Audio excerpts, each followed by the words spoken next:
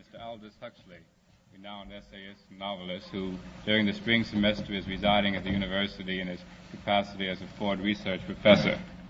Mr. Huxley has recently returned from a conference at the Institute for the Study of Democratic Institutions in Santa Barbara, where the discussion focused on the development of new techniques by which to control and direct human behavior. Traditionally, it has been possible to suppress individual freedom through the application of physical coercion, through the appeal of ideologies, through the manipulation of man's physical and social environment, and more recently through the cruder techniques of psychological conditioning. The ultimate revolution about which Mr. Huxley will speak today concerns itself with the development of new behavioral controls which operate directly upon the psychophysiological organisms of man, that is, the capacity to replace external constraint by internal compulsions. As those of us who are familiar with Mr. Huxley's works well know, this is a subject with which he has been concerned for quite a period of time. Mr. Huxley will make a presentation of approximately half an hour, followed by some brief discussions and questions by the two panelists sitting to my left, Ms. Lillian Rivlin and Mr. John Post. Mr. Huxley. Thank you.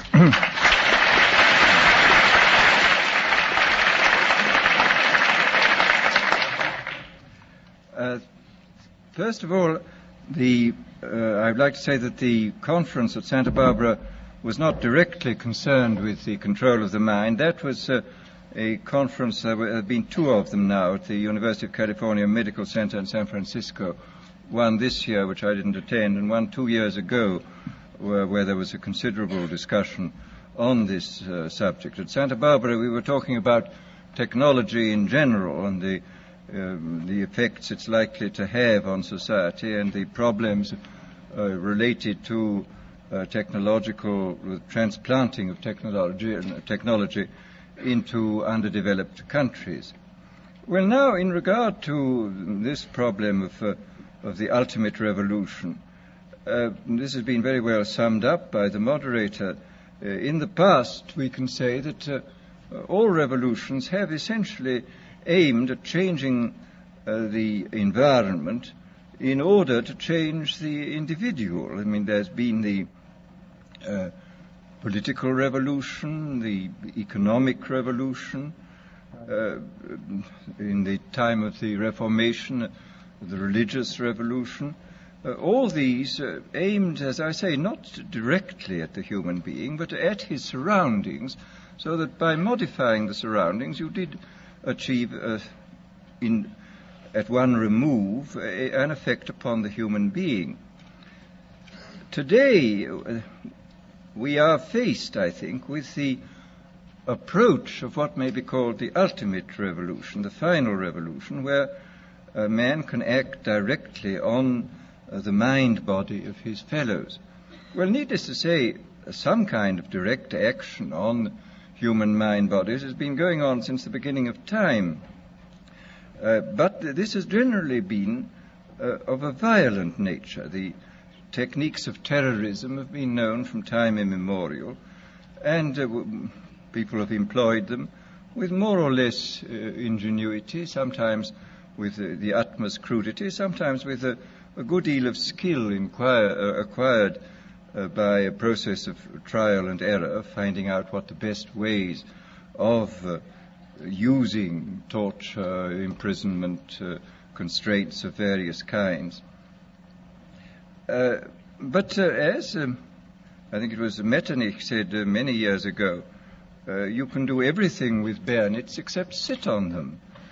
That if you are going to control any population for any length of time, you must have some measure of consent. It's exceedingly difficult to see how pure terrorism can function indefinitely. It can function for a fairly long time, but I think sooner or later you have to bring in an element of persuasion, an element of getting people to consent to what is happening to them.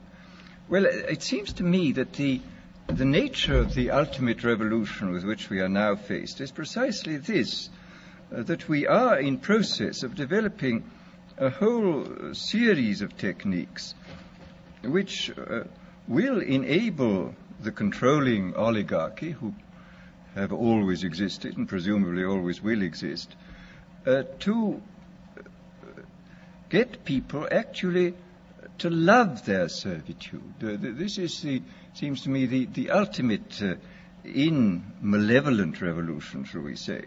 And this is a problem which has interested me for many years, and about which I wrote 30 years ago a fable, The Brave New World, which is essentially the account of a society making use of all the devices at that time available, and some of the devices which I imagined to be possible, making use of them in order to, first of all, to standardize the population, to iron out inconvenient human differences, to create, so to say, mass-produced models of human beings arranged in some kind of a scientific caste system.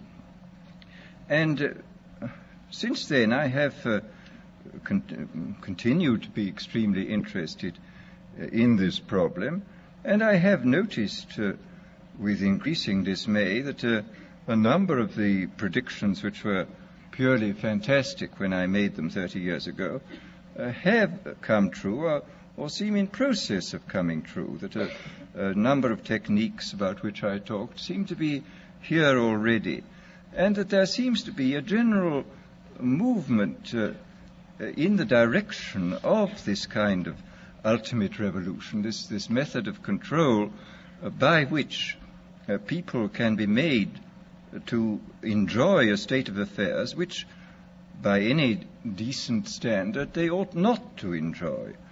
The enjoyment of servitude. Well,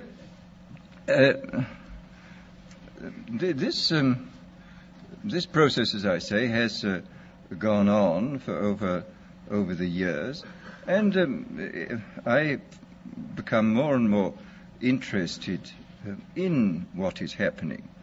And here I would like briefly to compare the parable of Brave New World with another parable which was put forth more recently in George Orwell's book, 1984. Orwell wrote his book between 45 and 48, at the time when the Stalinist terror regime was still in full swing, and just after the collapse of the Hitlerian terror regime. And his book, which I admire greatly, it's a book of very great talent and extraordinary ingenuity, shows, is so to say a projection into the future of the immediate past, of what for him was the immediate past and the immediate present. It was a projection into the future of a society where control was exercised wholly by terrorism and violent attacks upon the mind-body of individuals. Whereas my own book, which was written in 1932, when there was only a mild dictatorship in the form of Mussolini in existence, was not overshadowed by the idea of terrorism, and I was therefore free in a way which Orwell was not free, to think about these other methods of control, these non-violent methods.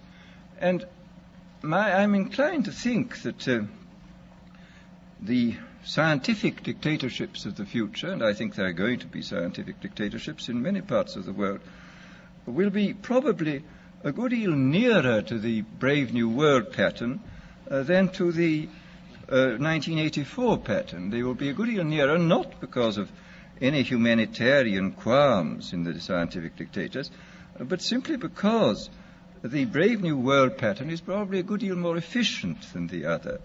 That if you can get people to consent to the state of affairs in which they are living, the state of servitude, the state of having their differences ironed out and being made amenable to mass production methods on the social level, if you can do this, then you are likely to have a much more stable and much more lasting society, a much more easily controllable society than you would if you were relying wholly on clubs and firing squads and concentration camps. So that my own feeling is that the 1984 picture was tinged, of course, by the immediate past and the present in which Orwell was living, but that the past and present of those years does not represent, I feel, the likely trend of what is going to happen. Needless to say, we shall never get rid of terrorism. This will always find its way to the surface. But I think that insofar as dictators become more and more scientific, more and more concerned with a technically perfectly running society, they will be more and more interested in the kind of techniques which I imagined and described from existing realities in Brave New World. So that it seems to me then that this ultimate revolution is really not very far away, that we already a number of the techniques for bringing about this kind of control are here, and it remains to be seen when and where and by whom they will first be applied in any large scale. And first, let me talk about a little bit about the improvement even in the techniques of terrorism. I think there have been improvements. Pavlov, after all, made some extremely profound observations, both on animals and on human beings. And he found, among other things, that conditioning techniques applied to animals or humans in a state either of psychological or physical stress sank in, so to say, very deeply into the mind body of the creature, and were extremely difficult to get rid of, that they seem to be embedded more deeply than other forms of conditioning. And this, of course, this fact, I think, was discovered empirically in the past. People did make use of many of these techniques. But the difference between the old empirical intuitive methods and our own methods is the difference between a sort of hit and miss craftsman's point of view and the genuinely scientific point of view. I mean, I think there is a real difference between ourselves and, say, the inquisitors of the 16th century. We know much more precisely what we are doing than they knew, and we can extend, because of our theoretical knowledge, we can extend what we are doing over a wider area with a greater assurance of producing something which really works. In this context, I would like to mention the extremely interesting chapters in Dr. William Sargent's Battle for the Mind, where he points out how intuitively some of the great religious teachers, leaders of the past, hit on the Pavlovian method. He speaks specifically of Wesley's method of producing conversions, which were essentially based upon a technique of heightening psychological stress to the limit by talking about hellfire, and so making people extremely vulnerable to suggestion, and then suddenly releasing this stress by offering hopes of heaven. And this is a very interesting chapter of showing how completely, on purely intuitive and empirical grounds, a skilled natural psychologist, as Wesley was, could discover these Pavlovian methods. Well, as I say, we now know the reason why these techniques worked, and there is no doubt at all that we can, if we want to, carry them much further than was possible in the past. And of course, in the recent history of brainwashing, both as applied to prisoners of war and to the lower personnel within the Communist Party in China, we see that the Pavlovian methods have been applied systematically and evidently with extraordinary efficacy. I mean, I think there can be no doubt that by the application of these methods, a very large army of totally devoted people has been created. The conditioning has been driven in, so to say, by kind of psychological iontophoresis into the very depth of the people's being, and has got so deep that it's very difficult for it ever to be rooted out. And these methods, I think, are a real refinement on the older methods of terror, because they combine methods of terror with methods of acceptance, that the person who he is subjected to a form of terroristic stress, but for the purpose of inducing a kind of voluntary, quotes, acceptance of the state and the psychological state into which he has been driven, and the state of affairs within which he finds himself. So that, as I say, there has been, I think, a definite improvement, shall we say, even in the techniques of terrorism. Well, then we come to the consideration of other techniques, of non-terroristic techniques for inducing consent and for inducing people to love their servitude. Here, I mean, I think we can, I don't think I can possibly go into all of them because I don't know all of them, but I mean, I can mention a few of the more obvious methods which can now be used and which are based upon recent scientific findings. First of all, there are the methods connected with straight suggestion and hypnosis. I think we know much more about this subject than was known in the past. People, of course, have always known about suggestion, and although they didn't know the word hypnosis, they certainly practiced it in various ways. But we have, I think, a much greater knowledge of the subject than in the past, and we can make use of our knowledge in ways which I think the past was probably never able to make use of it. For example, one of the things we now know for certain is that there is, of course, an enormous, I mean, this has been always known, a very great difference between individuals in regard to their suggestibility. But we now, I think, know pretty clearly the sort of statistical structure of a population in regard to its suggestibility.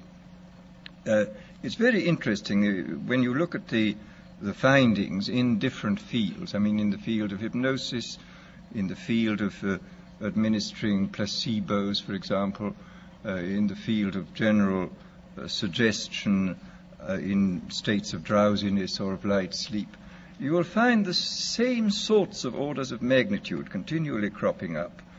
You will find, for example, that the experienced hypnotists will tell one that the number of people, the percentage of people who can be hypnotized with the utmost facility, just like that, is about 20%.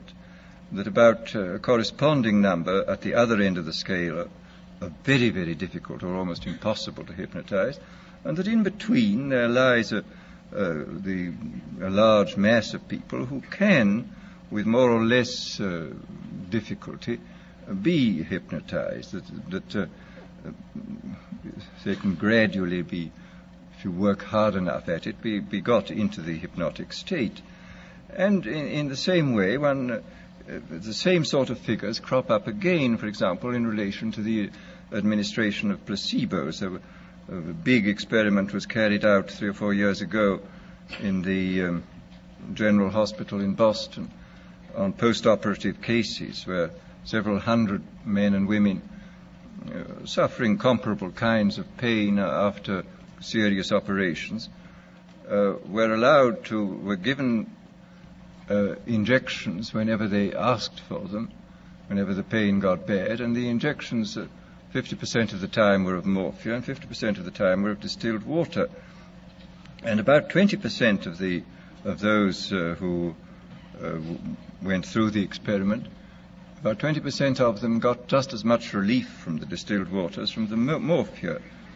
About 20% got no relief from the distilled water, and in between were those who got some relief or got relief occasionally. So here again we see the same sort of distribution.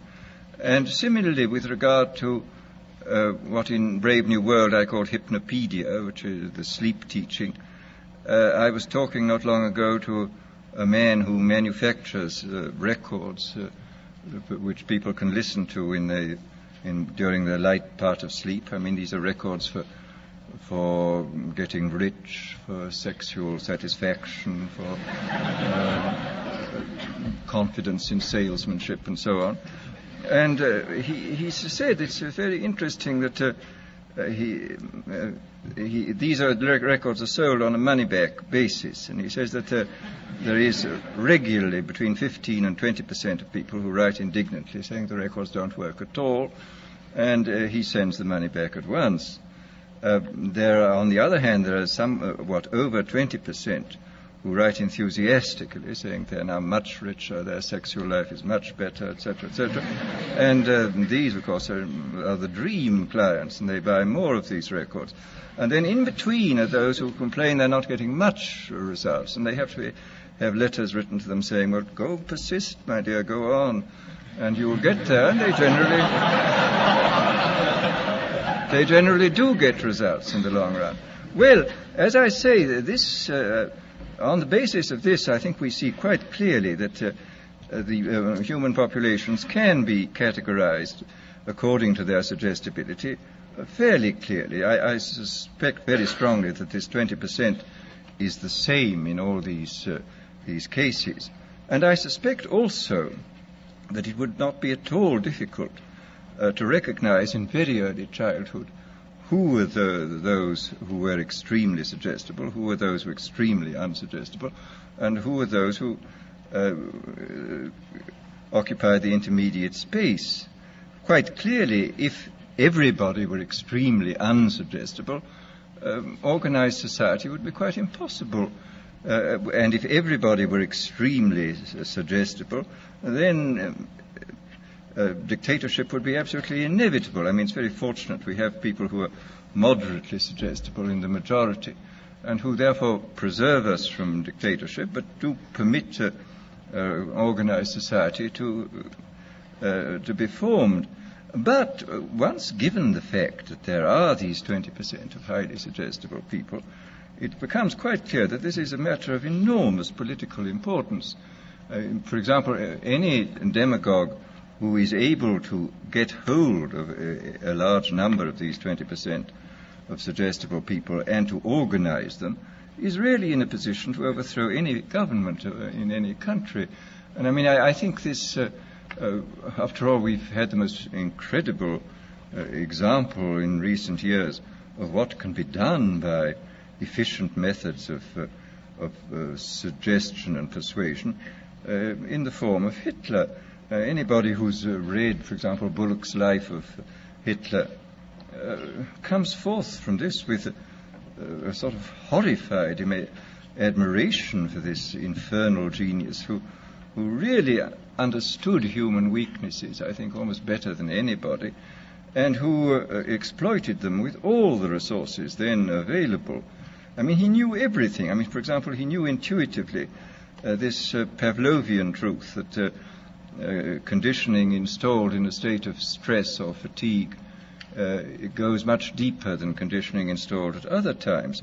This was why all his big speeches were organized at night. He speaks of this quite frankly, of course, in Mein Kampf. He says this was done solely because people are tired at night and therefore are much less capable of resisting persuasion than they would be during the day.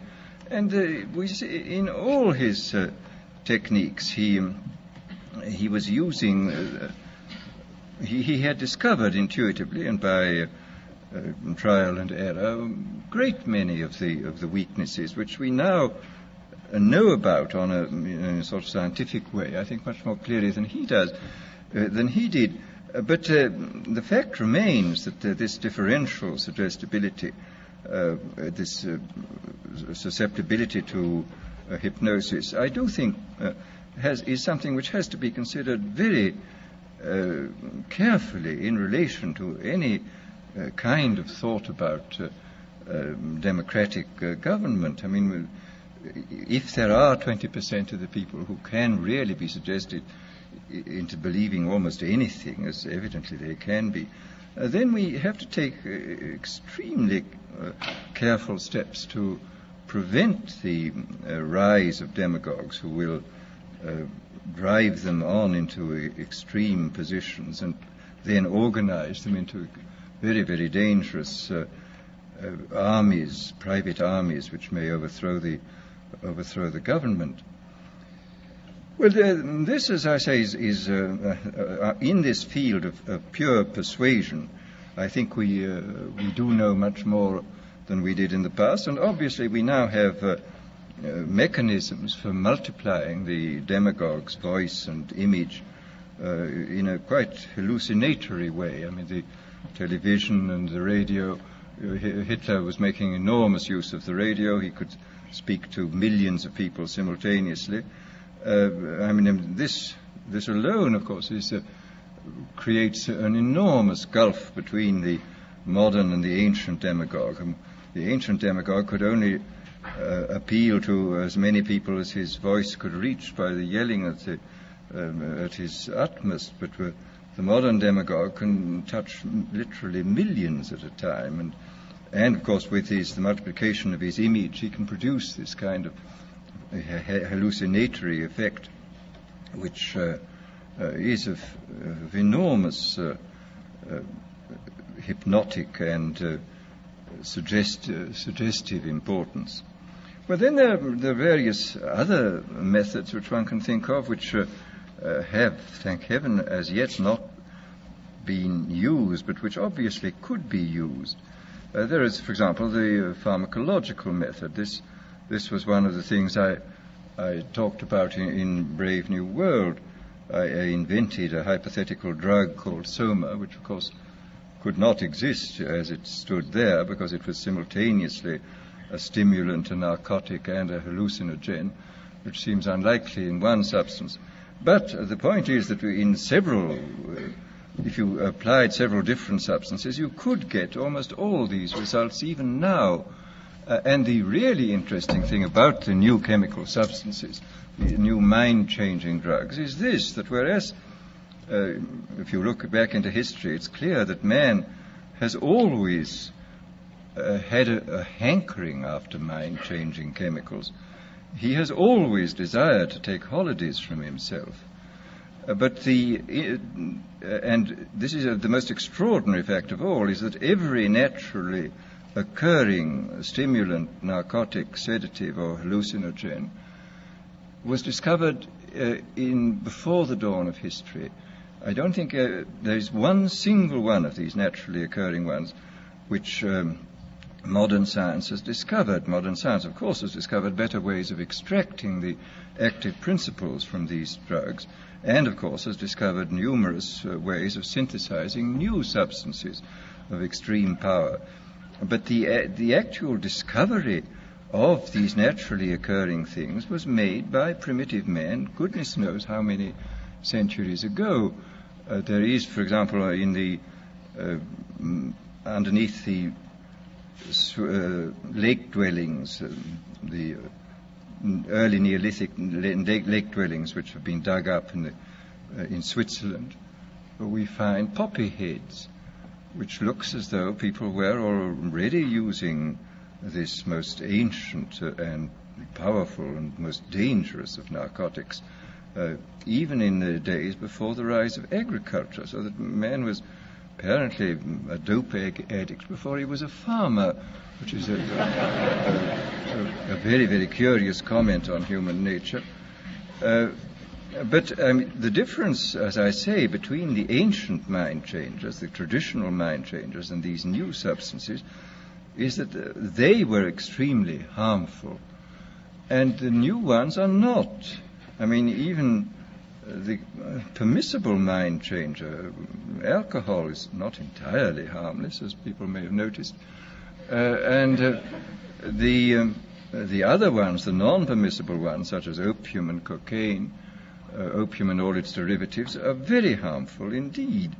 They rapidly produce addiction and in some cases lead at an extraordinary rate to physical degeneration and death.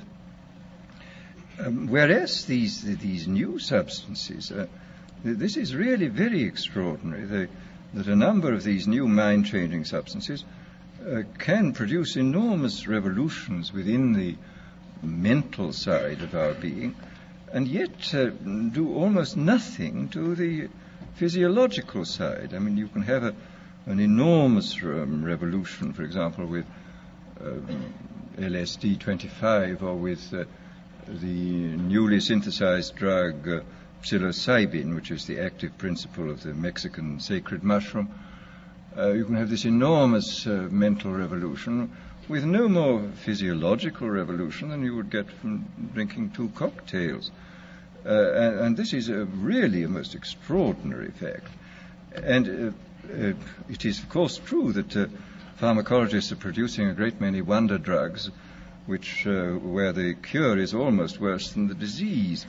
Every new edition of medical textbooks contains a longer and longer chapter on what are called iatrogenic diseases, that is to say, diseases caused by doctors.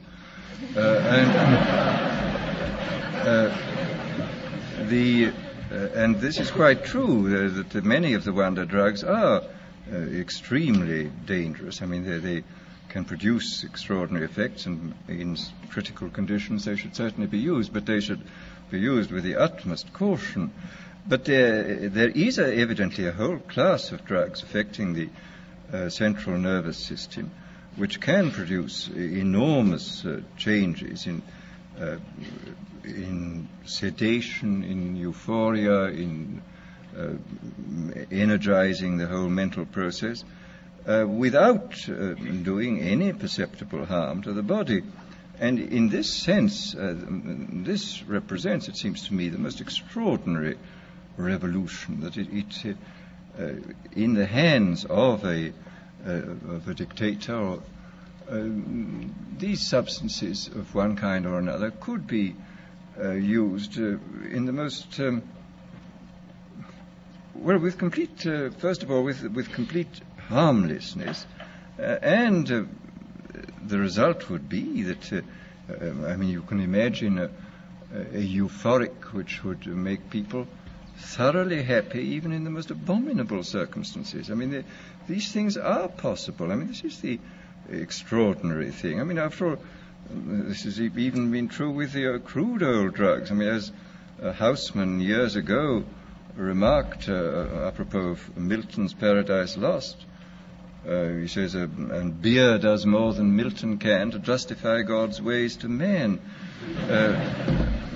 And beer is, of course, an extremely crude drug compared with these ones, and you can certainly say that some of the psychic energizers and the new hallucinants can do incomparably more than Milton and all the theologians combined could possibly do to make the terrifying mystery of our existence seem more tolerable than it does. So that here, I think, one has an enormous area in which the ultimate revolution could function very well indeed, an area in which a great deal of control could be used by, not through terror, but through making life seem much more enjoyable than it normally does, enjoyable to the point where, as I've said before, human beings come to love a state of things which by any reasonable and decent human standard they ought not to love. And this, I think, is perfectly possible. Well, then, very briefly, let me speak about one of the more recent developments of in the sphere of neurology, the implantation of electrodes in the brain. This, of course, has been done on a large scale in animals, and in a few cases it's been done in cases of the hopelessly insane. And it is, anybody who's watched the behavior of rats with electrodes planted in different centers must come away from this experience with the most extraordinary doubts about what on earth is in store for us if ever this is got hold of by a dictator. If I saw not long ago some rats in Magoon's laboratory at UCLA. There were two sets of them, one with electrodes planted in a pleasure center. And these rats were, the technique was that they had a bar which they pressed and which turned on a very small current for a short space of time, which we had a wire connected with their electrode, and which stimulated this pleasure center, which was evidently absolutely ecstatic, because these rats were pressing the bar 18,000 times a day. Apparently, if you kept them from pressing the bar for a day, they would press the bar 36,000 times on the following day and would fall till they fell down in complete exhaustion. And they would neither eat nor be interested in the opposite sex and would just go on pressing this bar.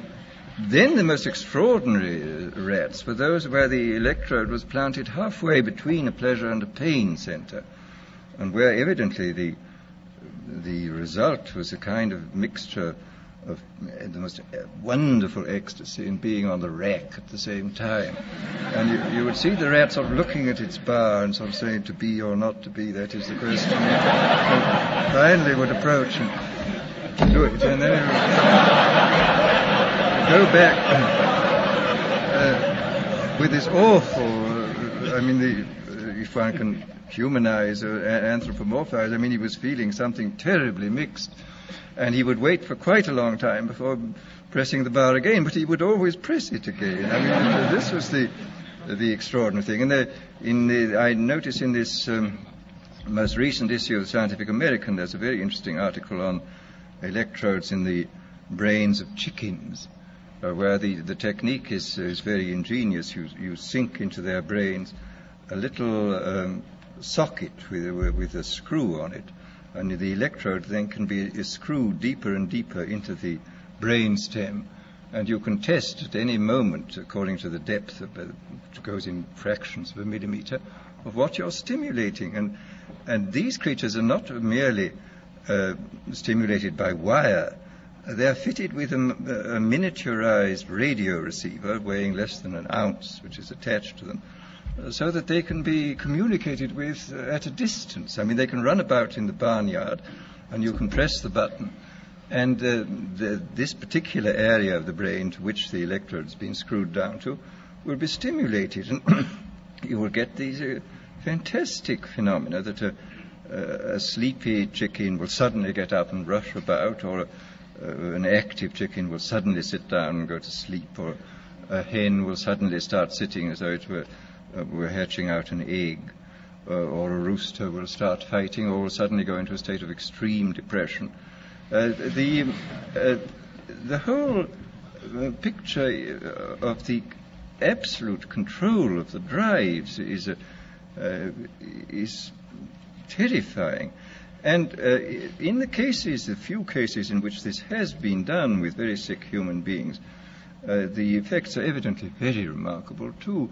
I was talking last summer in England to Gray Walter, who is the most eminent exponent of the electroencephalogram techniques in England, and he was telling me that he's seen hopeless inmates of asylums with these things in their heads, and that these people were suffering from uncontrollable depression, and they'd had the electrodes inserted into something resembling evidently the pleasure center of the rat.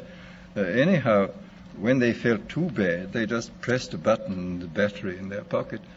And he said the result was fantastic. The mouse would go down, would suddenly turn up, and they would evidently feel, for how long at a time, very cheerful and happy.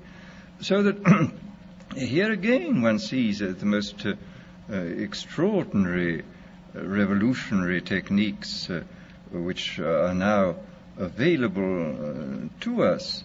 Now, I think what is obviously perfectly clear is that for the present these techniques are not being much used except in a purely experimental way. But I think it is extraordinarily important for us to realize, first to realize what is happening, to make ourselves acquainted with what has already happened, and then to use a certain amount of imagination to extrapolate into the future the sort of things that might happen. I mean, what might happen if these fantastically powerful techniques were used by unscrupulous people in authority? What on earth would happen? What sort of society would we get? And I think this is peculiarly important because, as one sees in looking back over history, we have allowed in the past all those advances in technology which have profoundly changed social and individual life. We've allowed them to take us by surprise. I mean, it seems to me that during the late 18th century and early 19th century, when the new machines were making possible the factory system, it was not beyond the wit of man to see to look at what was happening and to project into the future, and maybe to forestall the really dreadful consequences which plagued England and most of Western Europe and most of this country for about 50 or 60 years, the horrible abuses of the factory system. I mean, if a certain amount of forethought had been devoted to the problem at that time, if people had first of all found out what was happening and then used their imagination to see what might happen, and then had gone on to work out means by which the worst applications of the new techniques should not take place, then I think Western humanity might have been spared about 3 generations of utter misery which was imposed upon the poor at that time. And similarly with various technological advances now. I mean, it's quite clear we have to start thinking very, very hard about the problems of automation. And again, I think we have to think still more profoundly about the problems which may arise in relation to these new techniques, which may contribute to this ultimate revolution. Our business is to, first of all, as I say, to be aware of what is happening, then to use our imaginations to see what might happen, how this might be abused, and then, if possible, to see that the enormous powers which we now possess, thanks to these scientific and technological advances, shall be used for the benefit of human beings and not for their ultimate degradation. Thank you.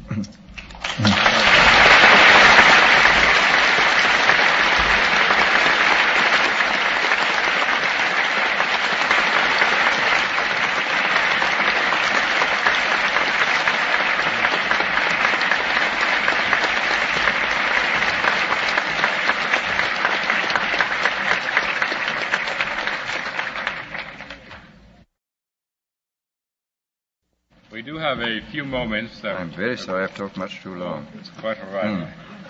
Just have a brief discussion, and those of you who are interested in staying and listening, I'm sure that it'll be well worthwhile.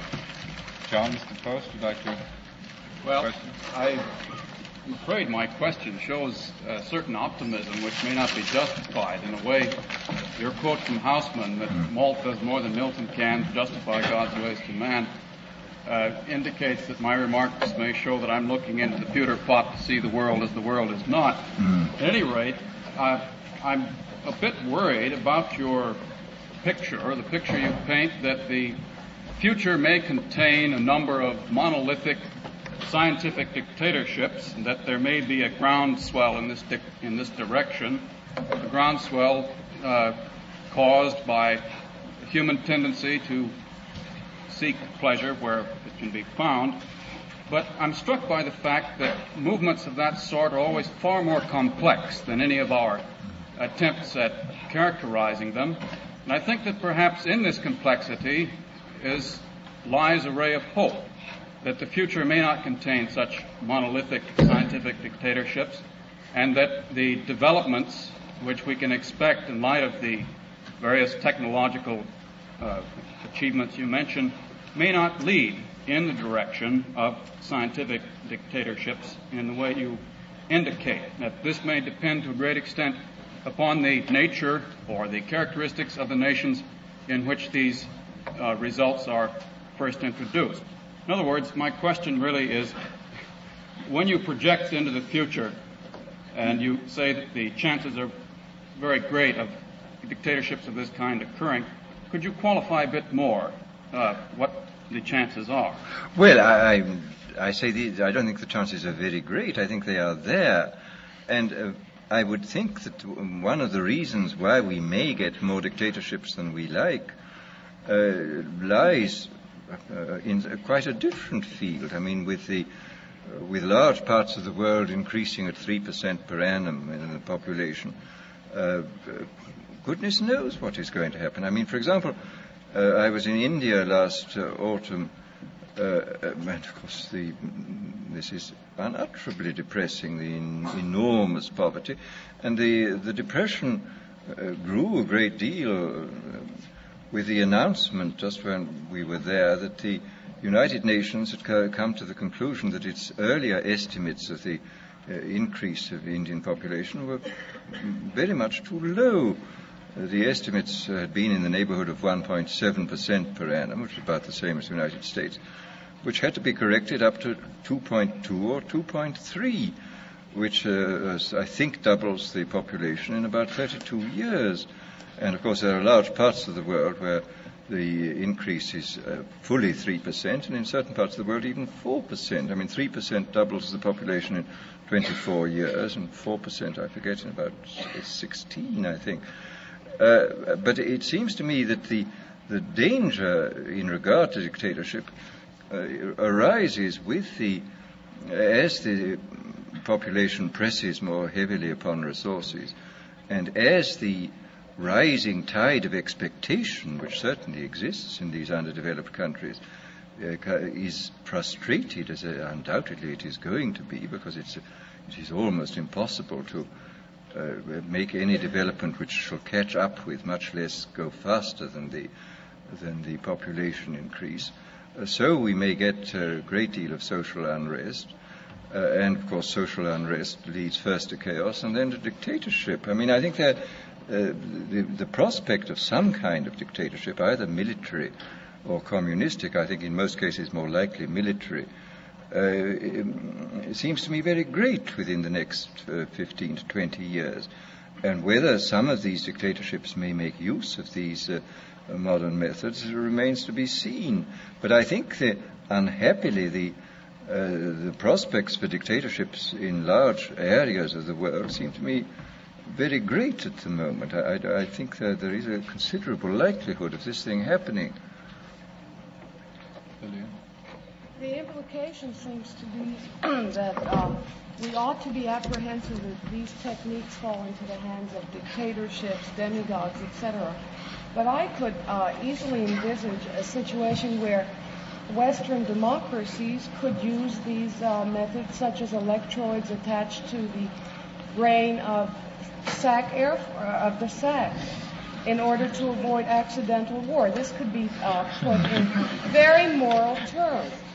Or that you give soma to the discontented minority of the population who are suffering from anomie, etc. Would you care to comment about the use of these techniques by democratic states? Well, you're a lot more pessimistic than I am. But maybe your pessimism is justified. I don't. I mean, this is the awful fact remains that when techniques have been discovered, sooner or later they tend to be applied. And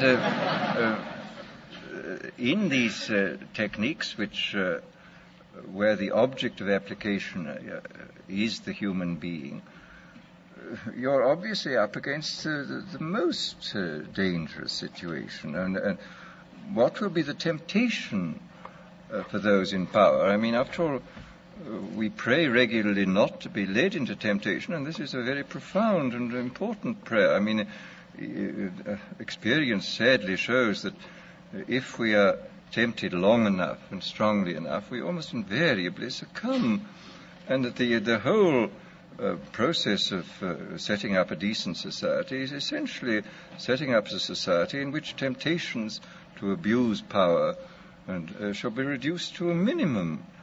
But these new techniques, I think, do constitute a series of very powerful temptations, which to those in authority may finally turn out to be irresistible.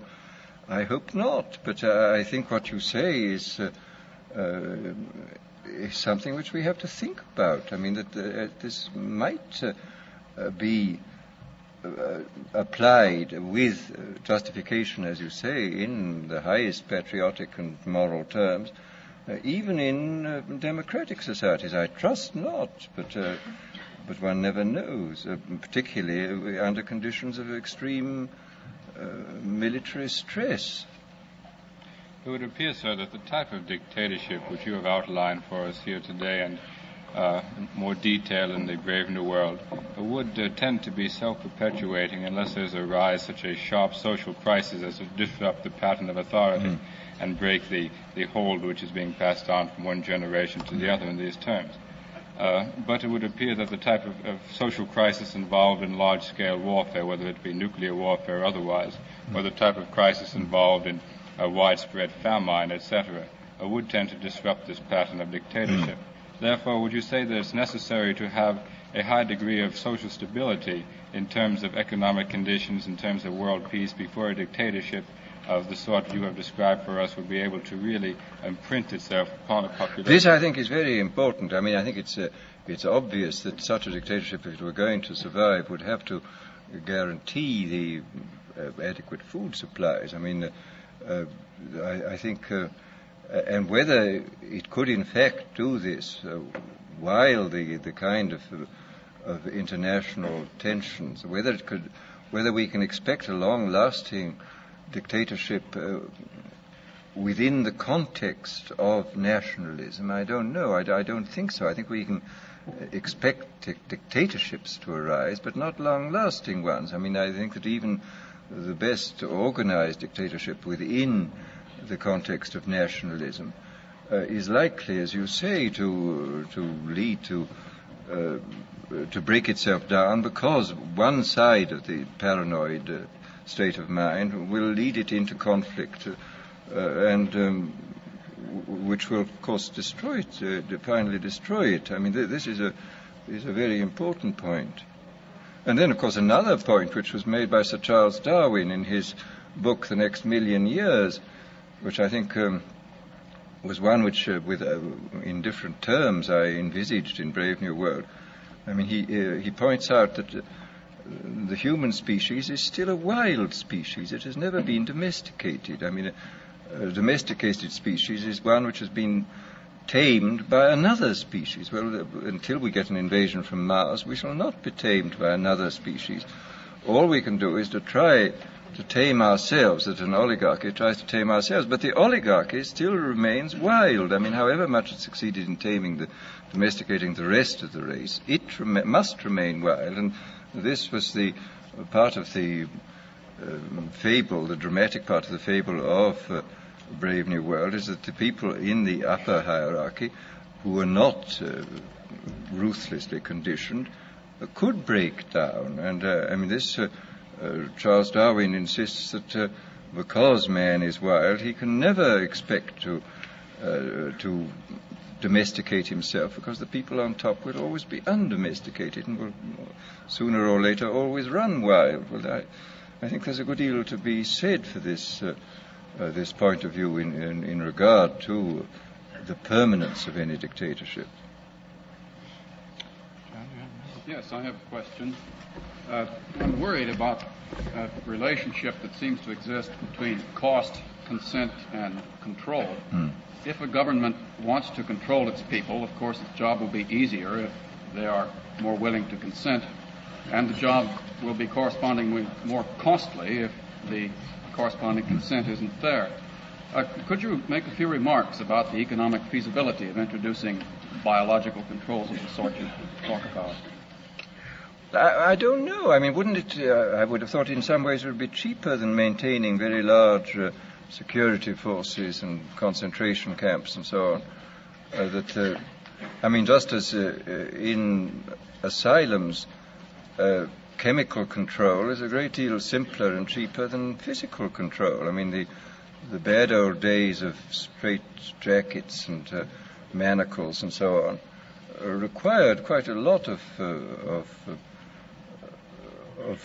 people to handle the insane, whereas the tranquilizers seem to require much fewer. I mean, that you can get equal results with simpler and certainly pleasanter means.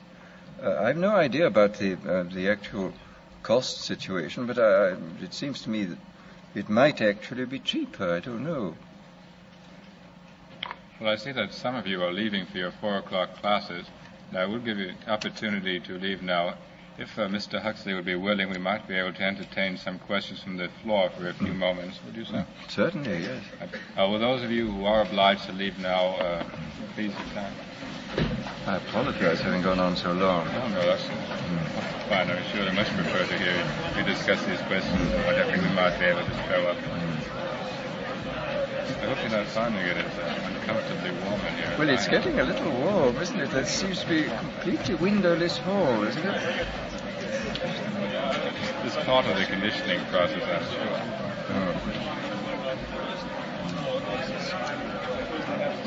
Is there any means of ventilation in this hall? I see one door there.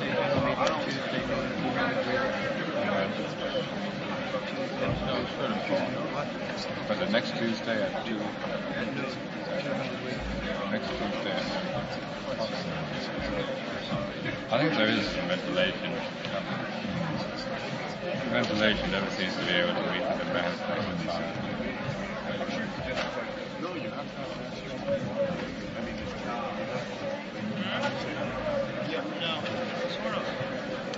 Wasn't a conference center, Barbara, discussing some of these developments, the new drugs? No, they were mainly discussing, I mean, there was a lot about the problem of bringing technology to the underdeveloped countries. They had a lot of people from the United Nations there. A very able man who was a Vietnamese called Vu Van Thai.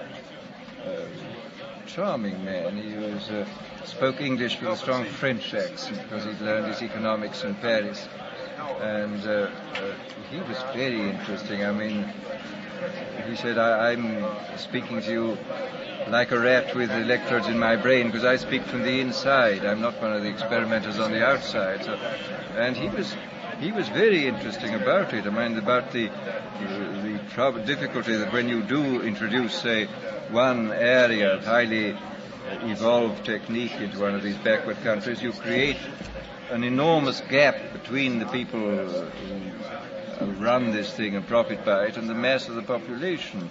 I mean, a gap which is just as serious as the gap between the have-not and underdeveloped nations as a whole and those who, and the haves and the developed. And what he was saying was that you must have an adaptation of technique which shall be suitable to these people and not try to bring in what you have already. But he said very little work has been done in this field.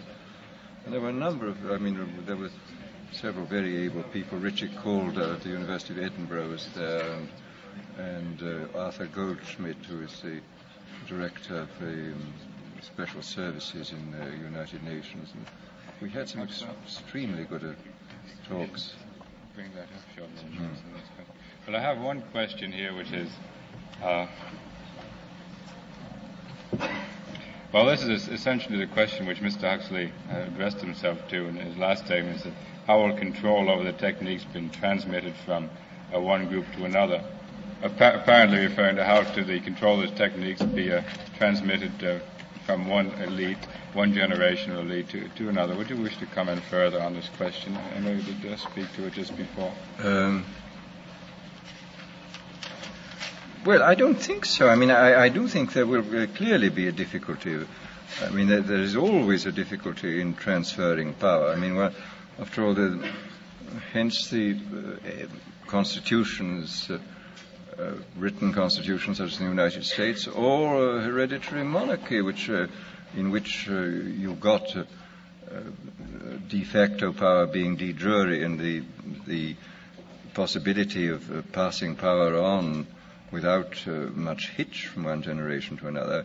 It may be that in a thoroughly well-controlled dictatorship, the problem of power at the top, the struggle for power, would not take place. But even there, I mean, simply because the oligarchy is itself not subjected to the extremes of conditioning, because it must retain a certain freedom in order to be able to make adequate decisions, that maybe the struggle for power would always remain a great problem, as it has been throughout history, except where you have had written constitutions or acceptable monarchies. Yes? Dr. Huxley, would you adhere to the view or comment on the view that it's precisely the American society of Western democracy is particularly susceptible to this type of brave new world for the following reason, that society is conditioned to adhere to a great degree of social conformity, that in your period of stress, this idea of conformity is further pushed, and consequently it makes it much easier to develop these techniques, and that it seems that politically the extremities, there's a growing feeling that we have to do away with the extremities, and we have to keep on going the central path.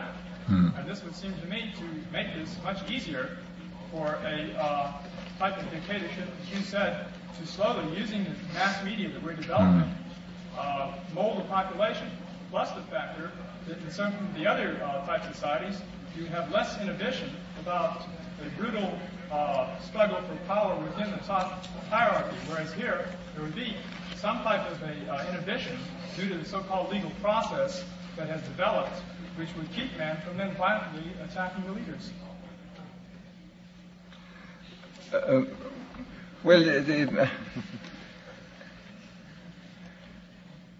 This business about conformity, I just don't know. It seems extremely difficult, certainly for me, to judge whether there is a higher degree of conformity here and now than there has been in other places and in the past.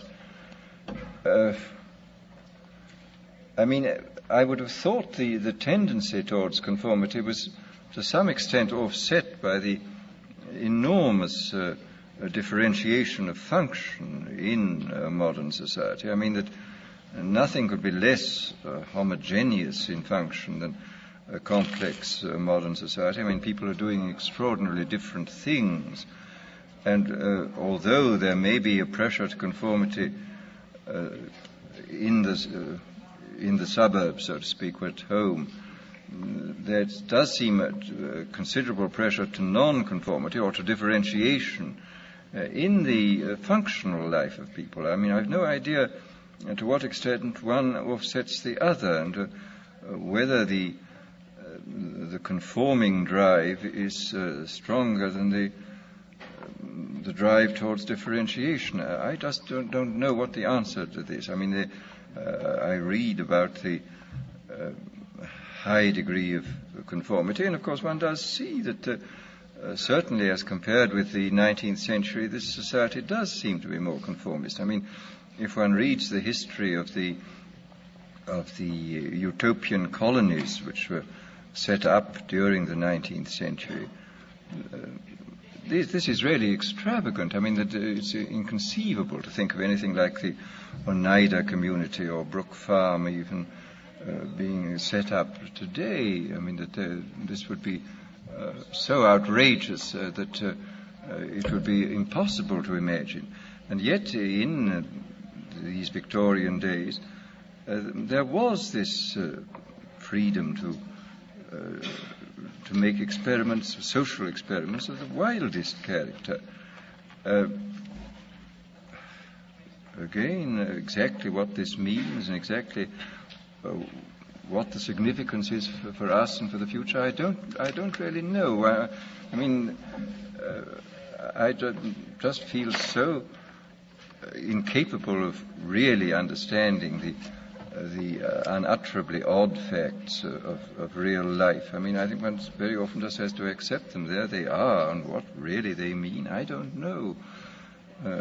Perhaps this is one of the charms of history, that one never really knows what it means. Yes, a gentleman back. If you have always been interested in religious ideas, including mysticism, there are certain problems and implications arising out of the use of artificial means to control human beings. Would you care to comment on that? Well, this is finally related to the whole mind-body problem. I mean, we still don't know very much about the relation of mind and body. I mean, we know clearly that they're related to one another very closely, but exactly how electrochemical events in the central nervous system turn into the G minor quartet of Mozart, we really haven't the faintest idea. I mean, I don't think we have any more idea than Aquinas or Aristotle. I mean, all we can say is that it happens. And we do know a good deal more about the nature of the electrical and the chemical events. But again, what the bridge is, and whether it's enough to say, like the neutral monists, that the two aspects, the mental and the physical, are merely the same thing seen from different sides. Again, I don't know. I mean, even then, how can the same thing look so profoundly different? Something I don't understand. And in relation to the mystical experience, I mean, clearly this is correlated with electrochemical states within the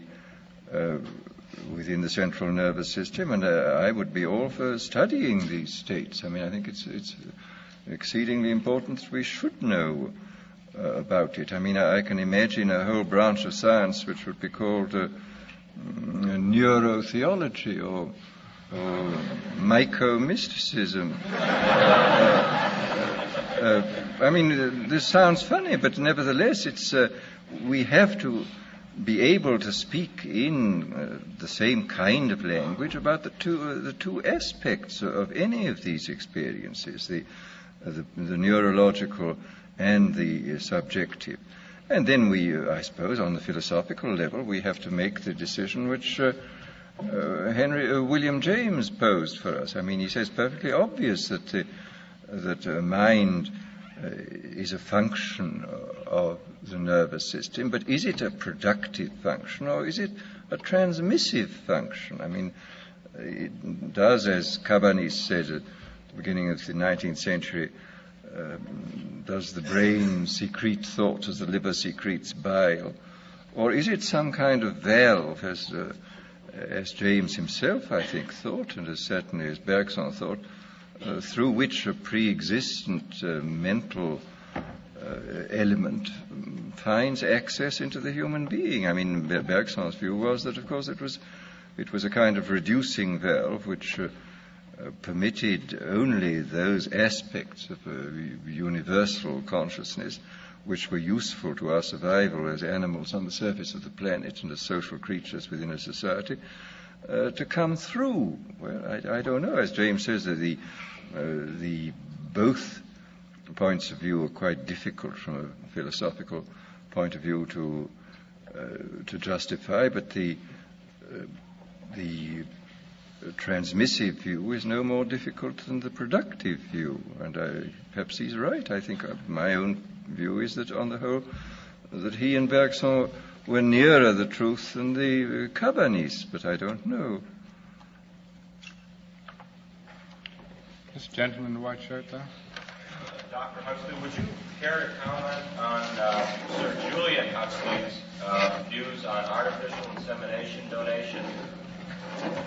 Well, I don't know that I know his views exactly. I just going to. Do you care to clarify that for us? I think he favors, along with a Dr. Herman Muller of Indiana University here in the United States, I think that we can genetically improve the human race by adopting amongst the population the practice of artificial insemination, using the sperm of intelligent individuals. And I don't know how he determines that these individuals are to be chosen, but I was just wondering if you were familiar with these. Well, I mean, this is, of course, the whole problem of eugenics.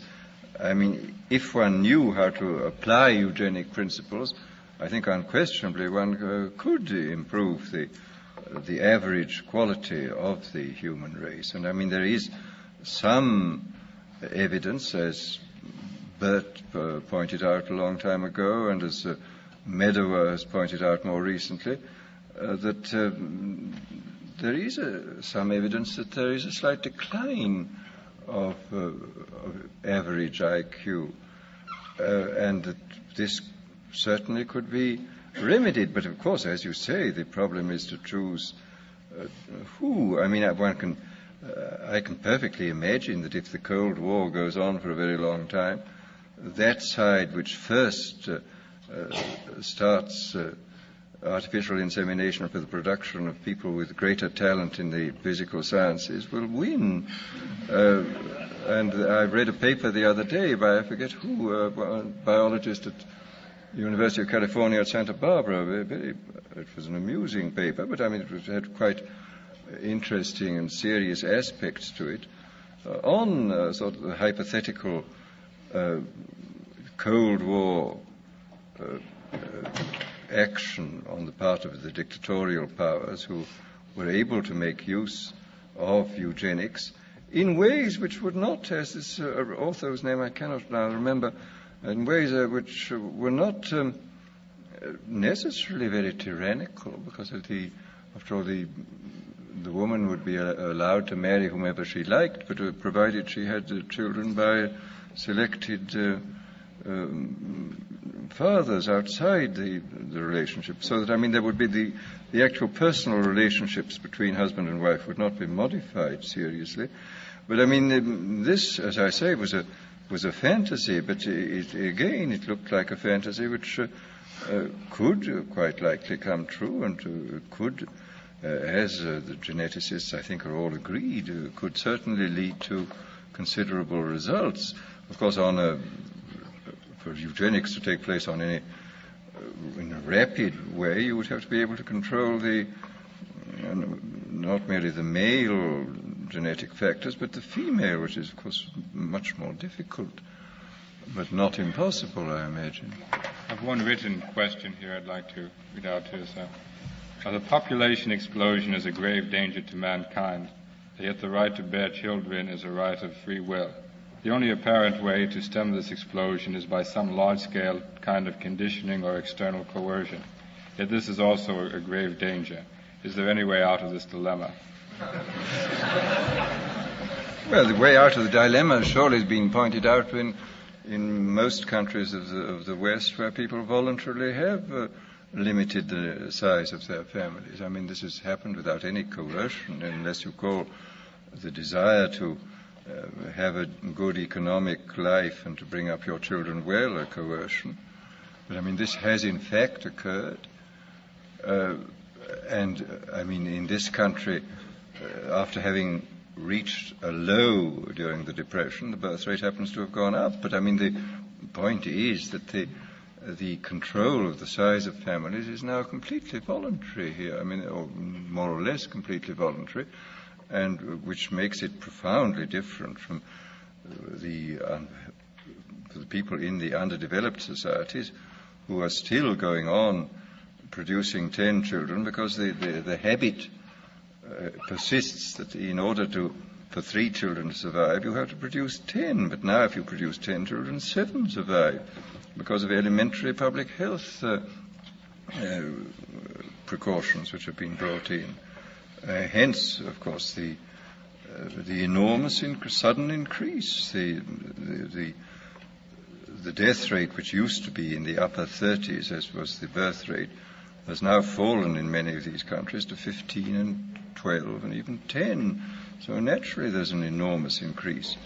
But it's certainly going to take some time to get people to change their habits. I mean, psychological inertia is much more powerful than physical inertia. I mean, it's much easier to push a 10-ton truck than a human being. Mr. Post has one further question here. You've spoken of the ends to which drugs should not be devoted, such as increasing conformity, making men more content with what is actually an intolerable situation, securing the power of a small elite, and so on. To what ends do you think these drugs should be devoted, granted that we have them? Well, I mean, I think therapeutically some of them are very valuable. I think already, for example, some of the so-called psychic energizers have done a great deal in the mental field. I mean, I understand from Dr. Nathan Klein, for example, that in very many cases you can use some of these psychic energizers instead of the electroshock therapy. And people say that electroshock therapy doesn't do any harm, but I cannot believe that partial electrocution is good for anybody. And it seems to me a very good thing that if you can get people on a maintenance dose to get them out of these awful catatonic and depressed conditions, which you seem to be able to do. And after all, there are many people, it seems to me, outside institutions who have tendencies in the same direction, which I think a genuine psychic energizer might be, which could be used without harm to people, would be of immense value. There was even, it was stated a few years ago, I remember, that the Russians had a 5-year plan for increasing mental efficiency by chemical means.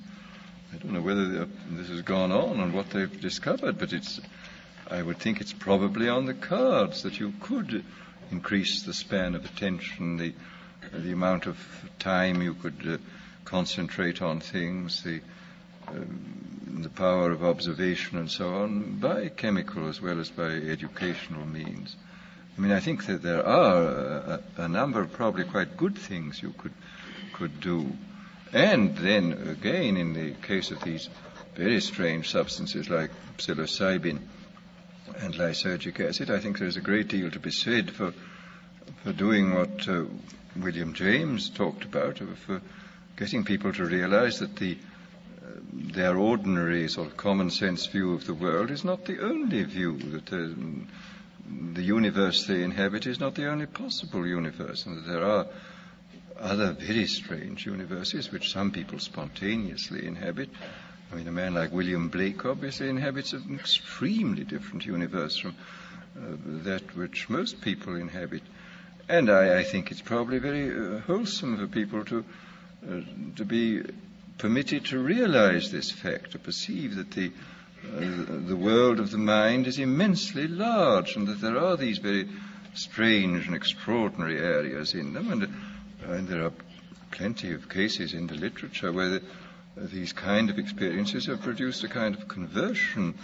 The work which is being done at Harvard now by Leary in the prison, in the local prisons in Boston, it's very interesting. A sort of a series of extraordinary conversion experiences among hardened criminals have emerged from this. And here again, there may be, we don't know enough about the subject yet, but there may be possibilities of very great importance here of sort of removing obstacles. I mean, the justification was stated by Bergson years ago when he was defending William James against his use of nitrous oxide. A number of fellow philosophers thought this was infra dig, that an eminent philosopher should resort to these chemical means, which enabled, James remarked that only under nitrous oxide could he understand what Hegel meant.